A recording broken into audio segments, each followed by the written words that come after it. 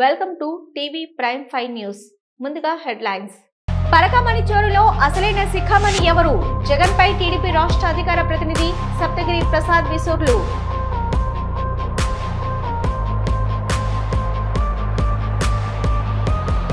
వ్యవసాయానికి ఆలవాలం ఆంధ్రప్రదేశ్. కూటమి ప్రభుత్వంలో అలక్ష్యానికి గురవుతుంది. మాజీ మంత్రి పేర్ని నాని.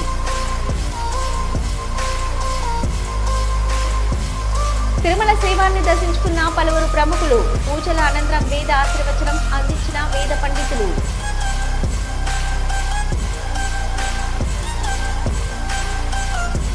పరకామణి చెరువులో అసలైన శిఖామణి ఎవరు అని ప్రశ్నించారు టీడీపీ రాష్ట్ర అధికార ప్రతినిధి సప్తగిరి ప్రసాద్. ఆయన మీడియా సమావేశంలో మాట్లాడుతూ హిందువుల ప్రత్యక్ష దైవం గురుండి పరకామణి దొంగతనంపై జగన్ వ్యాఖ్యలను దుయ్యబట్టారు సప్తగిరి ప్రసాద్.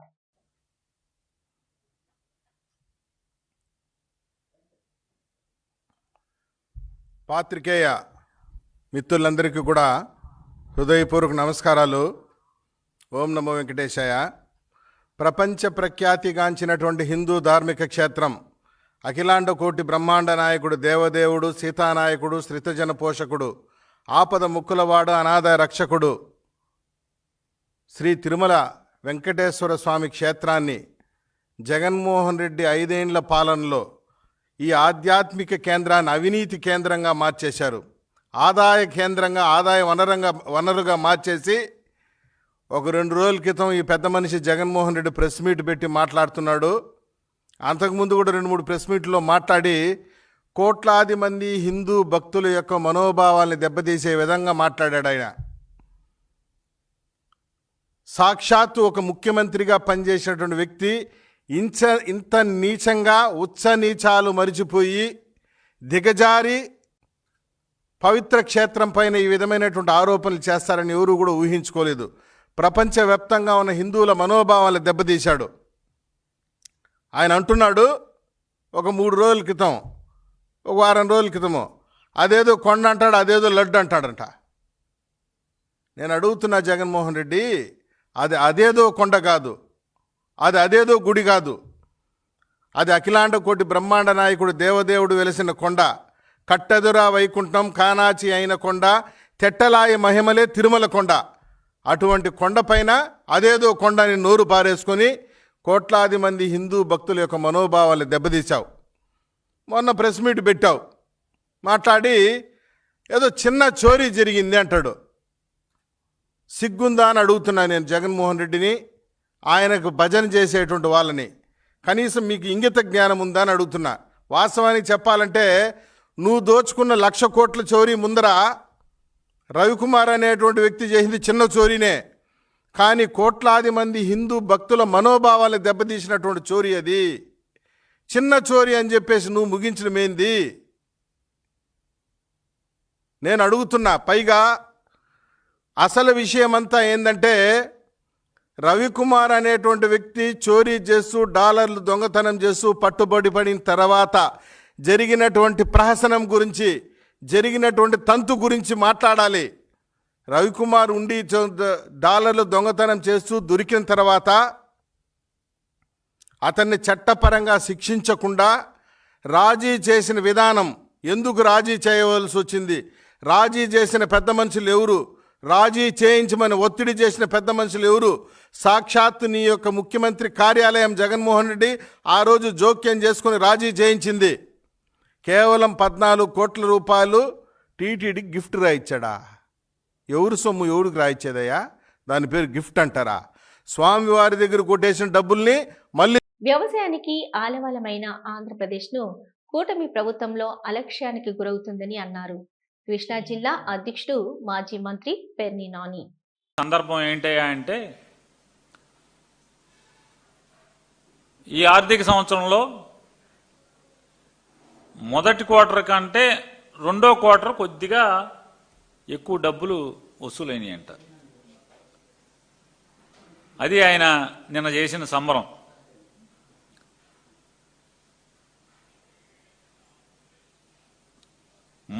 మొదటి ఈ ఆర్థిక 25-26 సంవత్సరం యొక్క మొదటి క్వార్టర్ కంటే 2వ సంవత్సరం క్వార్టర్లో కొంచెం పెరిగింది. జిఎస్టీ పెరిగిందంట. ఆ పెరిగిన దానికి సంబరంగా ఒక గంటన్నర పాటు అసత్యాలు, నిందలు, కొంత విషం ఇవన్నీ కలిపి రంగరించి మళ్ళీ ఆవు కథ మొదలు. చంద్రబాబు నాయుడు గారు ఈ రాష్ట్రానికి ఏం పొడిచాడు, ఈ ప్రజలకు ఏమి నెత్తి మీద కిరీటం పెట్టాడనేది చెప్పే పని లేదు. ఎంతసేపు జగన్మోహన్ రెడ్డి గారు జగన్మోహన్ రెడ్డి గారు జగన్మోహన్ రెడ్డి గారి భజించి. ప్రపంచ ఆరోగ్య సంస్థ WHO ఆధ్వర్యంలో నిర్వహించనున్న 2వ global summit on traditional medicine కు భారత అధికారికంగా కౌంట్డౌన్ ప్రారంభించింది. ఈ సదస్సు డిసెంబర్ 17 నుంచి 19 వరకు న్యూఢిల్లీలో భారత మండపంలో జరగనుంది. ఈ సమ్మిట్ కు సంబంధించిన వివరాలను హైదరాబాద్ ఎర్రగడ్డలోని National Research Institute of Unani Medicine for Skin Disorders లో నిర్వహించిన ప్రెస్ మీట్ లో వెల్లడించారు. నా పేరు doctor M Rajaram, research officer Unani, National Research Institute of Unani Medicine for Skin Disorders హాస్పిటల్లో CCRM అండర్లో ఆయుష్ మంత్రిత్వ శాఖ భారత ప్రభుత్వం ద్వారా ఉంది. ఈరోజు మీ ప్రెస్ మీట్కి ముఖ్య కారణం ఏమంటే, మన WHO ప్రపంచ ఆరోగ్య సంస్థ మరియు ఆయుష్ మంత్రిత్వ శాఖ సంయుక్తంగా 2వ WHO గ్లోబల్ సమ్మిట్ ప్రపంచ సదస్సు నిర్వహించడం జరుగుతుంది. అది ఈ నెల డిసెంబర్ 17 నుంచి 19 తారీఖు మధ్యలో న్యూఢిల్లీలో నిర్వహించడం జరుగుతుంది.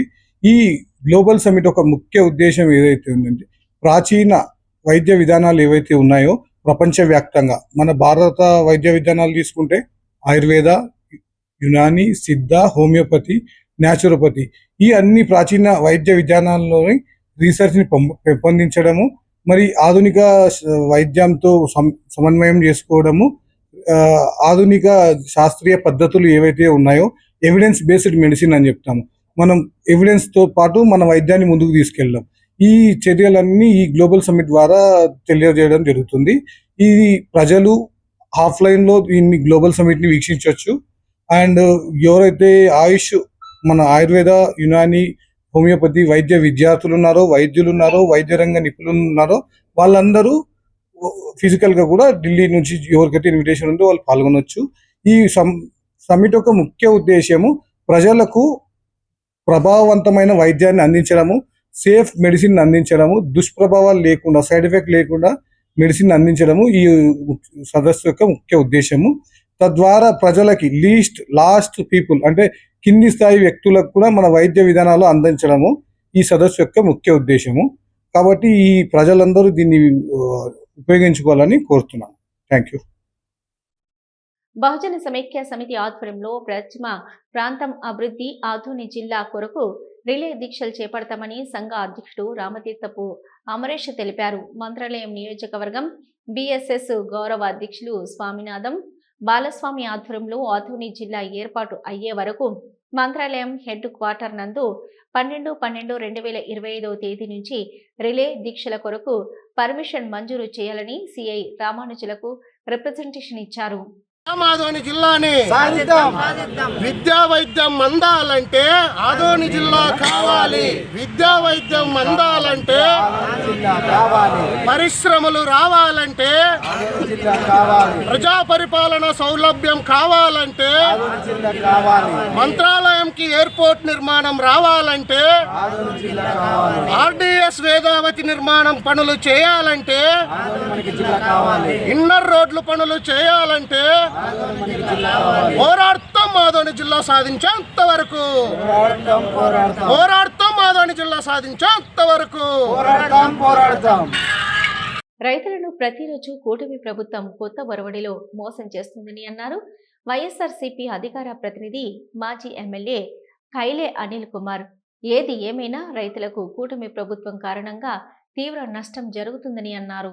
కూటమి ప్రభుత్వం రైతుల్ని ప్రతిరోజు కూడా ఒక కొత్త ఒరవడిలో మోసం చేస్తూ ఉంది. ధాన్యం సేకరణలో పంట విత్తిన దగ్గర నుంచి ఒక రకంగా మోసం చేస్తే, ఈరోజు ధాన్యం సేకరించే విషయంలో ప్రతిరోజు కూడా నూతన ఒరవడిని తీసుకొచ్చి రైతుని ఏ విధంగా మోసం చేయాలి అనే ఒక ఆలోచనతోటి మరి కూటమి ప్రభుత్వం కుట్ర పన్నుతా ఉందా, లేకపోతే దళారులు కుట్ర పన్నుతా ఉన్నారా, లేకపోతే రైస్ మిల్లర్స్ కుట్ర పన్నుతా ఉన్నారా? చివరికి నష్టపోయేది మాత్రం ఒక రైతు సోదరుడే కనిపిస్తా ఉంది. అంటే దాదాపుగా కృష్ణా జిల్లాలో నిన్న మొన్న చూస్తూ ఉంటే ఎంత దారుణమైన పరిస్థితులు ఇంకా దిగజారిపోయినాయి అంటే ధాన్యం సేకరించే విషయంలో 1350 రూపాయలు 1300కి కొని రైతుల్ని ఒక రకంగా మోసం చేస్తా ఉన్నారు. అంటే వీళ్ళు ఇవ్వాల్సినటువంటి మద్దతు ధర ఏదైతే 1777 రూపాయలు ఉందో ఆ 1777 రూపాయలకి బిల్ కొట్టి, అంటే ఒక 100 బస్తాలు ఒక రైతు ధాన్యం గనక వాళ్ళు అమ్ముకుంటే ఆ 100 బస్తాలు 1777 రూపాయలు అంటే మద్దతు ధర ఇచ్చినట్టు నటించి దాదాపుగా ఒక దానిలో 1350 దానికి సరిపడా అంటే ఒక 1350 రూపాయలు ఒక 100 బస్తాలు అమ్మితే 1,45,000 రూపాయలు అంత వస్తాయి. దాన్ని దాదాపుగా 50,000 రూపాయలు 100 బస్తాల్లో స్కామ్ చేస్తా ఉన్నారు. అంటే ఈ 50,000 రూపాయలు ఎక్కడికి వెళ్తా ఉన్నాయి? రైస్ మిల్లరు రైతును మోసం చేస్తా ఉన్నాడా? దళారులు మోసం చేస్తా ఉన్నాడా? స్థానిక ఎమ్మెల్యే మోసం చేస్తా ఉన్నాడా? కూటమి నాయకులు మోసం చేస్తా ఉన్నారా? ఎవరు మోసం చేస్తా ఉన్నారు? ఇది ఒక పెద్ద ఈ సివిల్ సప్లైస్ మినిస్టర్ గారు వచ్చి చివరి గింజ వరకు మేము ధాన్యం కొంటామని చెప్పి చెప్తారు. లేకపోతే చంద్రబాబు నాయుడు గారేమో ఇంకా ఆయనదైతే డిఫరెంట్ స్టోరీ, అది కూడా మాట్లాడుకుందాం. ఇదంతా కూడా ఒక పెద్ద రైతుని మోసం చేసే కార్యక్రమం ఈరోజు ఈ రాష్ట్రంలో జరుగుతూ ఉందని చెప్పి మీ ద్వారా తెలియజేస్తా ఉన్నాం. దానికి రకరకాల అడ్డంకులు పెడతారు. తేమ శాతం విషయంలో ఎంత మోసం జరుగుతూ ఉందంటే ఇదివరకు జగన్మోహన్ రెడ్డి గారు ముఖ్యమంత్రిగా ఉన్నప్పుడు ప్రతి గ్రామంలో కూడా రైతు భరోసా కేంద్రాన్ని తీసుకొచ్చి ఆ రైతు భరోసా కేంద్రం దగ్గర తీసుకున్నటువంటి తేమ శాతమే ఫైనల్ గా చేసేవాళ్ళు. కానీ ఈరోజు రైతు భరోసా కేంద్రం దగ్గర అసలు తేమ శాతం తీసుకునే పనే లేదు. అక్కడ కస్టోడియన్ ఆఫీసర్ పేరుతో ఏర్పాటు చేసిన ఆ మనిషే కనిపించడు. ఆ తేమ శాతం గురించి తీసుకెళ్లి ఎవరైతే రైస్ మిల్లరో లేకపోతే మధ్యలో దళారు ఎవరైతే ఉన్నారో వాళ్ళు ఫైనల్ చేసినటువంటి తేమ శాతం ప్రకారమే ఈరోజు రైతుకి ఆ ధాన్యం ధర లభిస్తా ఉందని చెప్పి కూడా ఈ సందర్భంగా గుర్తు చేస్తా ఉన్నాం. ఇంకా ఎన్నో విషయాలు, రవాణా విషయాల్లో ఇదివరకు రైతు దగ్గరకెళ్లి ఆ ధాన్యం సేకరించి రైతుకి పానుగంటి చైతన్య ఏ నేరం చేశాడని జైల్లో పెట్టారు. ఫీజు రియంబర్స్మెంట్ లేకుండా చేసి పేద విద్యార్థులను చదువుకు దూరం చేస్తుంది కూటమి ప్రభుత్వం. విద్యార్థుల పక్షాన నిలబడి వారికి న్యాయం చేయమని కోరితే అరెస్టులు చేస్తారా అని విద్యార్థుల కోసం వైఎస్ఆర్సీపీ ఉద్యమ బాట పడుతుందని తెలిపారు లేళ్ల అప్పిరెడ్డి. రాష్ట్ర విద్యార్థి సంఘం అధ్యక్షుడు పానుగంటి చైతన్య గుంటూరు జిల్లా జైలులో నిర్బంధించినటువంటి పరిస్థితుల్లో మేమందరం కూడా చైతన్యని పరామర్శించి చైతన్య అరెస్ట్ చేసినటువంటి తీరుకి మేమందరం కూడా ముక్త కంఠంతో ఖండిస్తా ఉన్నాం. బహుశా భారతదేశ చరిత్రలో కాదు ప్రపంచంలో ఇటువంటి దుర్మార్గమైనటువంటి ప్రభుత్వం మనం ఎప్పుడూ చూడలేదు, భవిష్యత్తులో కూడా చూడమనే భావంతోనే ముందుకు సాగుతా ఉన్నాం. ఎందుకంటే ఎవరైనా ప్రశ్నల మీద సమస్యల మీద ఈ ప్రభుత్వాన్ని ప్రశ్నిస్తే ఆ ప్రశ్నించినటువంటి గొంతుల్ని నొక్కాలని, ఆ గొంతుల్ని నులిమివేయటానికి చేస్తున్నటువంటి వాళ్ళ ప్రభుత్వ పోకడల్ని ఈరోజు ఈ రాష్ట్రంలో ఉన్నటువంటి ప్రజాస్వామ్యవాదులందరూ కూడా గమనించమని చెప్పి ఈ సందర్భంగా కోరుతా ఉన్నాం. పానుగంటి చైతన్య ఏ నేరం చేశాడని మీరు వాళ్ళ జైల్లో పెట్టారు, చైతన్యని అరెస్ట్ చేస్తారా? అంటే చైతన్యని అరెస్ట్ చేస్తేను అంటే ఉద్యమాలు ఆగిపోతావా? అరచేతిని అడ్డు పెట్టి సూర్యకాంత నాపాలని ప్రయత్నం చేస్తే ఏ విధమైనటువంటి ఫలితాలు ఉంటాయో ఇవాళ ఈ రాష్ట్రంలో ఉన్నటువంటి విద్యార్థి నాయకుల్ని, వైఎస్ఆర్ కాంగ్రెస్ పార్టీ నాయకుల్ని, కార్యకర్తల్ని అరెస్టులు చేస్తే అవే ప్రయోజనాలు ఉంటాయన్న అంశాన్ని ఈ సందర్భంగా గట్టిగా చెప్పదలుచుకున్నా. ఆనాడు రాజశేఖర రెడ్డి గారు ప్రవేశపెట్టినటువంటి ఫీజు రింబర్స్మెంట్ విధానం, ఆ తర్వాత ఈ రాష్ట్రంలో 5 సంవత్సరాలు పరిపాలన చేసినటువంటి జగన్మోహన్ రెడ్డి గారి హయాంలో ఏ ఒక్క విద్యార్థికి కూడా ఒక్క రూపాయి కూడా బాకీ లేకుండా ఏ త్రైమాసికానికి సంబంధించి ఆ త్రైమాసికంలో ఆ నిధులను విడుదల చేస్తే ఈ రాష్ట్రంలో ఈ రోజున తెలుగుదేశం పార్టీ అధికారంలోకి వచ్చిన తర్వాత పేద విద్యార్థులు చదువుకు దూరం చేస్తున్నటువంటి వైనం. ఎందుకంటే ఇవాళ ఫీజు రింబర్స్మెంట్ ప్రభుత్వం ఆ నిధులను చెల్లించుకుంటే కాలేజీల్లోకి రానివ్వటంలా. ఎగ్జామ్స్ రాయనివ్వటలా, హాల్ టికెట్ ఇవ్వట్లా, మరోపక్క కోర్సు కంప్లీట్ అయిన వారికి ఆ సర్టిఫికెట్లు ఇవ్వనటువంటి పరిస్థితులు కళ్ళకు కట్టినట్లుగా కనిపిస్తా ఉంటే ఆ విద్యార్థుల పక్షాన, పేద విద్యార్థుల పక్షాన విద్యార్థులకు న్యాయం చేయండి. రాష్ట్రంలో చదువుకునే విద్యార్థులు ఇవాళ చదువును మానేసి కూలి పనులకు వెళ్తా ఉన్నారు, చిన్న చిన్న ఉద్యోగాల్లో స్థిరపడతా ఉన్నారు. ఎందుకంటే భవిష్యత్తు కోసం ప్రభుత్వాలు మారినప్పుడల్లా విధానాలు మార్చుకోవడం కాదు.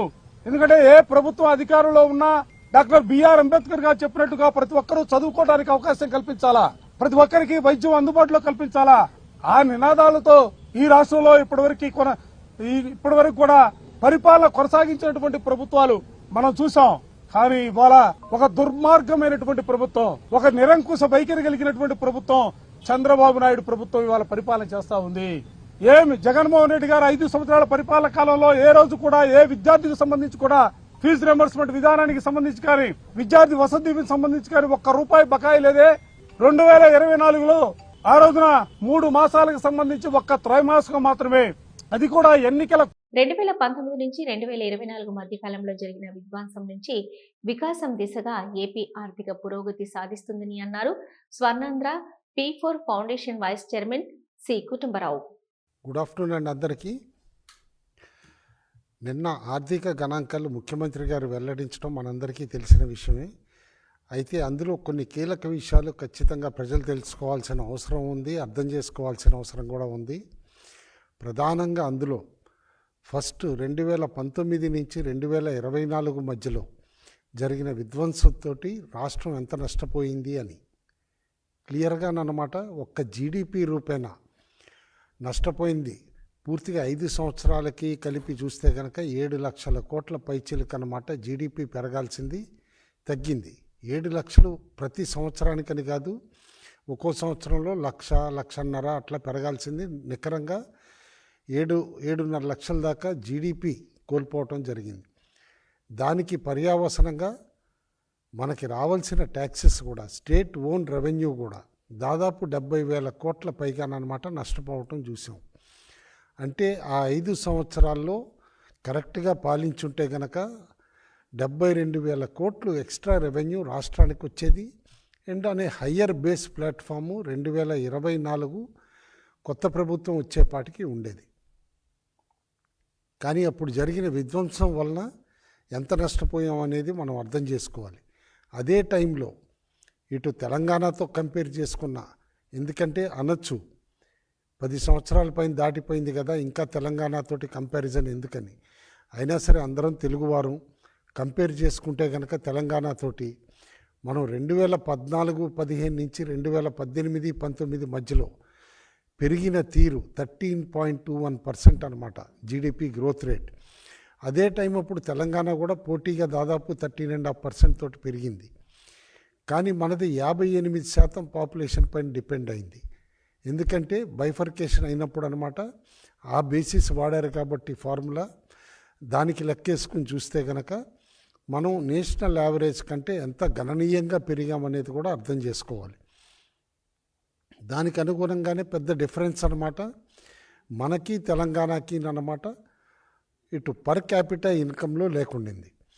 అయితే 2019-25 మధ్యలో 24 మధ్యలో జరిగిన విధ్వంసంతో అనమాట జీడిపి గ్రోత్ రేటు 9.1%కి పడిపోవటం, వేరస్ తెలంగాణ ఇంకా డబుల్ ఫిగర్స్లో 11% వరకు అనమాట దాదాపు గ్రో అవ్వటంతో గ్యాప్ ఎంత పెరిగిపోయిందంటే ఇప్పుడు తలసరి ఆదాయం. Telangana BJP state president Ramchander తిరుపతికి విచ్చేశారు. ఆలయ మర్యాదలతో ఆయనకు స్వామివారి దర్శనం చేసుకున్నారు.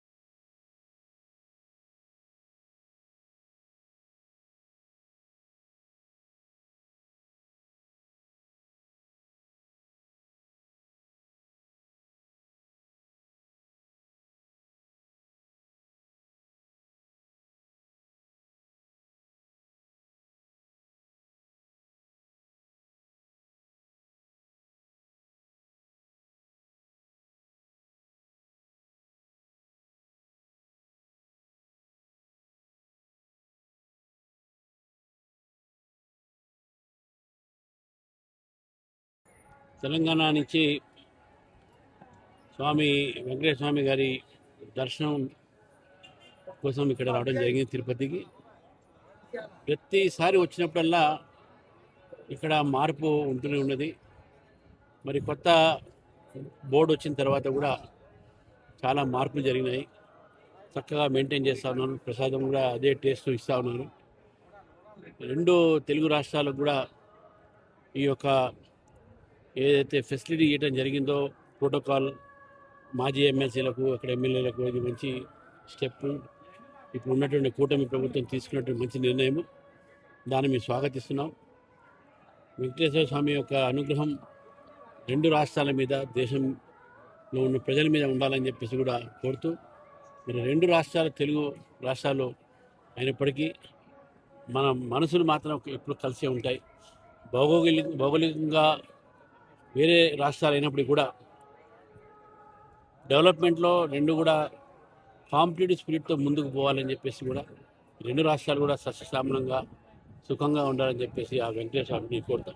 ప్రముఖ హీరో క్యారెక్టర్ ఆర్టిస్టు ప్రభు కుమారుడు విక్రమ్ ప్రభు ఈరోజు తిరుపతికి విచ్చేశారు. స్వామివారిని దర్శించుకొని వేద పండితులు ఆశీర్వాదం పొందారు.